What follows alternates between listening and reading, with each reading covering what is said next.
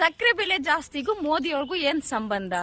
ಚಿನ್ನದ ರೇಟ್ ಜಾಸ್ತಿ ಆದ್ರೆ ಮೋದಿ ಅವ್ರಿಗೆ ಏನ್ ಸಂಬಂಧ? ಅಡಿಗೆ ಎಣ್ಣೆ ಜಾಸ್ತಿ, ಪೆಟ್ರೋಲ್ ರೇಟ್ ಜಾಸ್ತಿ, ಅವ್ರಿಗೆ ಸಂಬಂಧನೇ ಇಲ್ಲ. ಜನ ಸುಮ್ನೆ ಅವ್ರನ್ನ ಬ್ಲೇಮ್ ಮಾಡ್ತಾರೆ. ಏನ್ ಗೊತ್ತಾ, ಶುಗರ್ ಸ್ವಲ್ಪ ಅವ್ರು ರಿಲೇಟೆಡ್ ಇರ್ಬೋದು. ಯಾಕಂದ್ರೆ ಅವರು ಚಾ ಮಾಡಿ ದೇಶದ ಜನಕ್ಕೆಲ್ಲ ಕುಡಿಸಿ ಶುಗರ್ ಕಡಿಮೆ ಆಗಿದೆ, ನಮ್ಮ ದೇಶದಲ್ಲಿ ಸ್ಟಾಕ್ ಇಲ್ಲ, ಬಟ್ ಇಂಪೋರ್ಟ್ ಮಾಡ್ಕೊಂತಾರೆ. ಸೊ ಆ ಟ್ಯಾಕ್ಸ್ ಚಾರ್ಜ್ ಏನಿದೆ ನಮ್ಗೆ ಕೇಳ್ತಾರೆ, ನಾವು ಕೊಡ್ಬೇಕಷ್ಟೇ. ಏನ್ 40ರಿಂದ ಒಂದು 70 ಆಗ್ಬೋದು, ಒಂದು 30 ರೂಪಾಯಿ ಕೊಡಲ್ವೇನ್ರಿ ನೀವು? ಶುಗರ್ ರೇಟ್ ಜಾಸ್ತಿ ಆದ್ರೆ ಇಷ್ಟು ಜನ ಪಾಪ ಮೋದಿ ಅವ್ರನ್ನ ಬ್ಲೇಮ್ ಮಾಡ್ತೀರಾ. ಅದಲ್ದೆ 5,000 ಎದ್ದಿದ್ ಚಿನ್ನ 16,000 ಆಗಿದೆ, ತಗೊಂತಿಲ್ವಾ? ಪೆಟ್ರೋಲ್ ರೇಟ್, ಎಥನಾಲ್ ಬಂದ್ರೆ ಕಡಿಮೆ ಆಗುತ್ತೆ ಅಂದ್ರು, ಕಡಿಮೆ ಆಯ್ತಾ? ಆಗ್ಲಿಲ್ಲ. ಈಗ ಜನ ಬಾಯಿ ಮುಚ್ಕೊಂಡು ಪೆಟ್ರೋಲ್ ಹಾಕ್ಸ್ಕೊಂಡು ಗಾಡಿ ಓಡಿಸ್ತಾ ಇಲ್ವಾ? 110+ ಇದೆ, ಆಯ್ತಾ? ಸೊ ಅಡಿಗೆ ಎಣ್ಣೆ 80ರಿಂದ ಈಗ 180, 190 ಪ್ಲಸ್ ಇದೆ. ಜನ ಯೂಸ್ ಮಾಡ್ತಿದೀವಿ. ಜನ ಸುಮ್ನೆ ಮೋದಿ ಅವ್ರನ್ನ ಬ್ಲೇಮ್ ಮಾಡ್ತಾರೆ. ಆದ್ರೆ ಏನಾಗ್ತಿದೆ ಅಂದ್ರೆ ಮೋದಿ ಅವ್ರಿಗೆ ಬೆಲೆ ಜಾಸ್ತಿ ಮಾಡೋದ್ ಗೊತ್ತಿದೆ, ಪಾಪ ಕಡಿಮೆ ಮಾಡೋದ್ ಗೊತ್ತಿಲ್ಲ.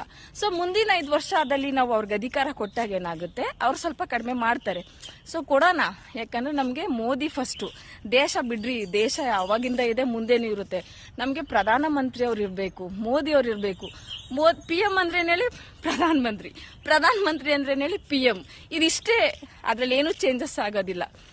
ಸೊ ಚಾ ಮಾಡಕ್ಕೆ ಎಷ್ಟು ನೀರ್ ಬೇಕು, ಸಕ್ಕರೆ ಬೇಕು, ಟೀ ಪುಡಿ ಬೇಕು ಅಂತ ಹೇಳೋರ್ನೆಲ್ಲ ಕರ್ಕೊಬಂದು ನಮ್ಮ ದೇಶನ ಆಳೋದಕ್ಕೆ ಬಿಟ್ರೆ ಏನಾಗ್ಬೋದು ಅನ್ನೋದಕ್ಕೆ ಇದೊಂದು ಬೆಸ್ಟ್ ಎಕ್ಸಾಂಪಲ್.